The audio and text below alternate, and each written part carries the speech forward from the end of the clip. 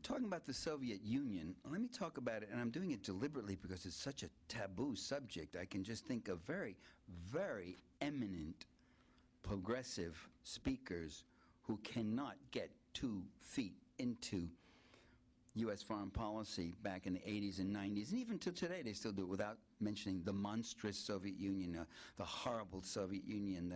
The 2 most eminent do it all the time. I won't even give any names, but I want to say I thought of the Soviet Union rather differently. I thought it had certain features, and this was why I think I got attacked as Stalinist, Soviet apologist, and all that. I thought the Soviet Union had certain features that were worth emulating.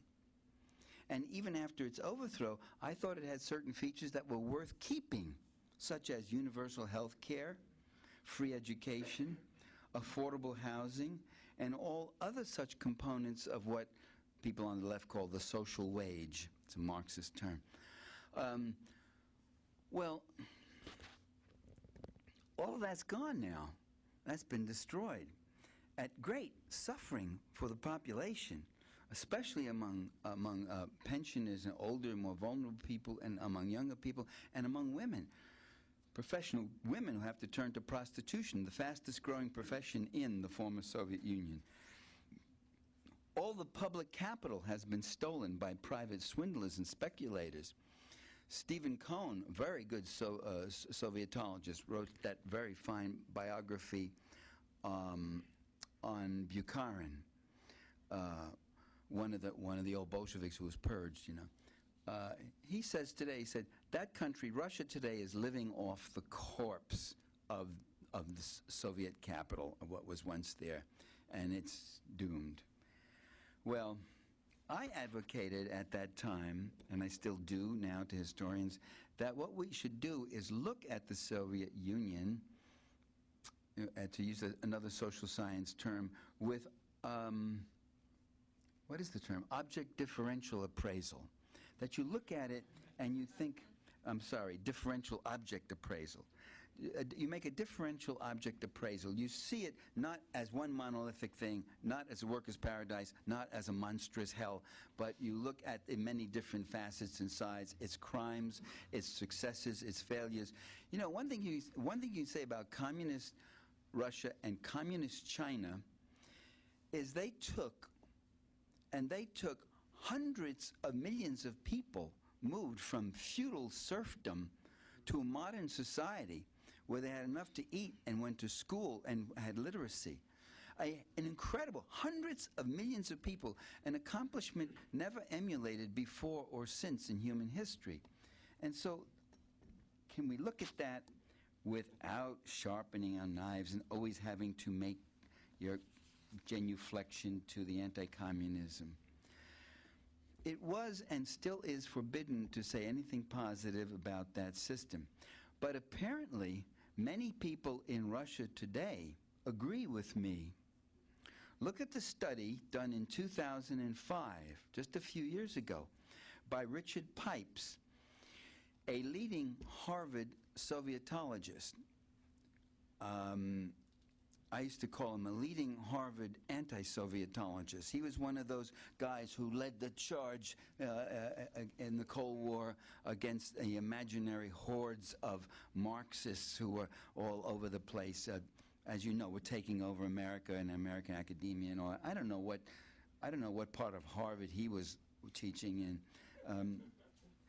Well, Pipes did this study in 2005. It was a very exhaustive and extensive opinion research study in Russia, a survey, and he found painfully, uncomfortably, unhappily, he found, I will give him credit, he published, he went public with it. If this study had been done by the White House, it would have been suppressed. We would never have heard of it. He found that in Russia, the great majority are no longer in love with the capitalist paradise. Now that they're living in it, they had a different feeling. Here's the datum that's most salient. 74% regret the demise of the Soviet Union and believe that life was better under communism. similar results, by the way, similar studies have been done with similar results in other communist countries. I can think offhand of Bulgaria and Poland. Such things are reported in the Western press, have been for the last decade or more, but with no explanation and with relatively little comment. Except in the early years, there was that was their fallback position, which is, well, these people are all so unhappy because they are used to being taken from cradle to grave and being told what to do and feel, and now they're cut adrift, and they don't know how to exercise self-reliance and self-initiative, and so they're unhappy with this system. See, it's just a feeling. That's the fallback position. And it is true, you know, when you get thrown out of your job and your pension disappears and you're kicked out of your rent control apartment, it does do something to your sense of self-reliance. It does. When the orthodox view becomes so entrenched, evidence becomes irrelevant. The demonization of the Serbian people and their democratically elected president, Slobodan Milosevic, I'm giving you the hard cases today, right? No one has ever accused me of shirking or trimming. Some have wished that I would. Some have sidled up to me and advised me to do that. They would tell me that you will reach more people if you say less. You'll have a greater impact if you dilute your punch. Well, the demonization of the Serbs was one of the great propaganda achievements that took in many liberals and progressives also. I wrote a book about that called To Kill a Nation, The Attack on Yugoslavia. Carla Del Ponte, the hanging judge at that kangaroo court put up in the Prague by the NATO powers. They set it up in the Prague to make it look like it's part of the World Court or something. It was the Independent Tribunal for the former Yugoslavia. She admitted last year that the prosecution in this case had no evidence to support the charge of genocide against Milosevic and the Serbs. And Milosevic was launching his defense, a very effective one. His cross-examination, he was demolishing.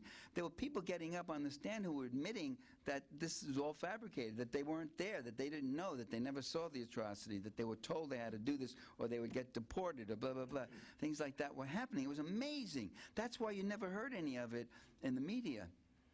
And then Milosevic's defense disappeared because he died suddenly. Serbia, in fact, I want to give you just one datum. Serbia is the only republic, not Slovenia, not Montenegro, not Croatia, not Bosnia. Serbia is the only republic that still is multi-ethnic. You have Albanians and Croatians and Bosnians living in Serbia. I can tell you, that's one of the great facts, that's one of the datum that's been dropped down the memory hole. Serbia is the only republic that has not done ethnic cleansing, and yet it's the one that has been charged with ethnic cleansing. And you can get that evidence right from UN reports and right from the mainstream media, actually. Radical publications like the Wall Street Journal, which every so often carries a good story, which you should appreciate, because once Rupert Murdoch buys it, you can use it to line your garbage can after that.